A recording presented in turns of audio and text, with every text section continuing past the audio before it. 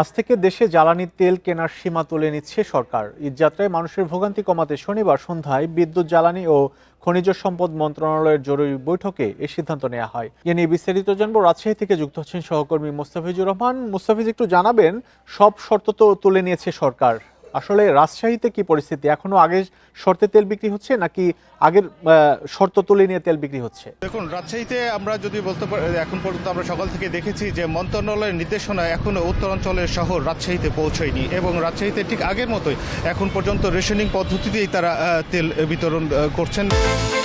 বিকাশ পেমেন্টে 10,000 টাকার বেশি অফার, শপিং চলছে তো বা বিক্রি করছেন, এটা বলতে পারি আমরা। সর্বোচ্চ 500 টাকার বা এখানে 5 লিটার যে তেলের যে বিধিবিধান রয়েছে সেই নিয়ম অনুযায়ী এখানে তেল দেওয়া হচ্ছে। এবং রাজশাহী জেলাতে প্রায় 50টি পেট্রোল পাম্প রয়েছে এবং রাজশাহী মহানগরীতে রয়েছে 24টি। অধিকাংশতেই আমরা দেখেছি একই অবস্থা এবং কোনোটিতে তেল নেই বলেও কিন্তু আমরা দেখেছি যে সেটি বন্ধ রাখা হয়েছে এবং তারা বলছেন যে তেল সরবরাহ না থাকার কারণে তারা এটি বন্ধ রেখেছেন, তেল বিক্রি তাদের বন্ধ রয়েছে। আমরা কথা বলেছিলাম এখানে, ঠিক আমরা যেই পেট্রোল পাম্পের এখানে অবস্থান করছে এইখানে যে কর্তৃপক্ষ রয়েছেন তাদের সঙ্গে কথা বলেছিলাম এবং তাদের রেশনিং পদ্ধতির বিষয় নিয়ে তাদেরকে জানতে গেলে তারা বলেন যে এটি তারা বিভিন্ন মাধ্যমে, সংবাদ মাধ্যমে তারা জেনেছেন যে মন্ত্রণালয় থেকে এই ধরনের একটি সিদ্ধান্ত, কিন্তু এটি এখন পর্যন্ত এই জাতীয় কোনো প্রজ্ঞাপন বা এই জাতীয় কোনো নির্দেশনা, মন্ত্রণালয় থেকে নির্দেশনা তাদের কাছে এসে পৌঁছয়নি, যার ফলে তারা ঠিক পূর্বের নেই তারা যে তাদের যে বিতরণ ব্যবস্থা সেটি তারা অব্যাহত রেখেছেন।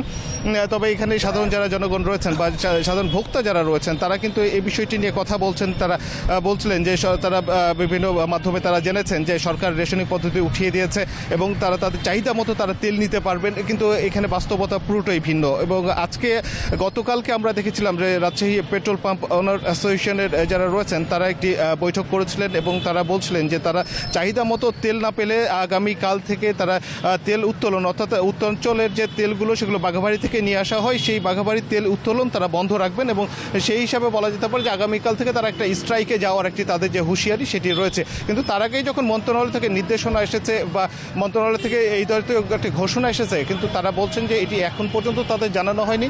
তারা এই মন্ত্রণালয়ের নির্দেশনা না পাওয়ার কারণে তারা পূর্বে নেই তাদের মতো করে যে কার্যক্রম সেটি অব্যাহত রয়েছেন।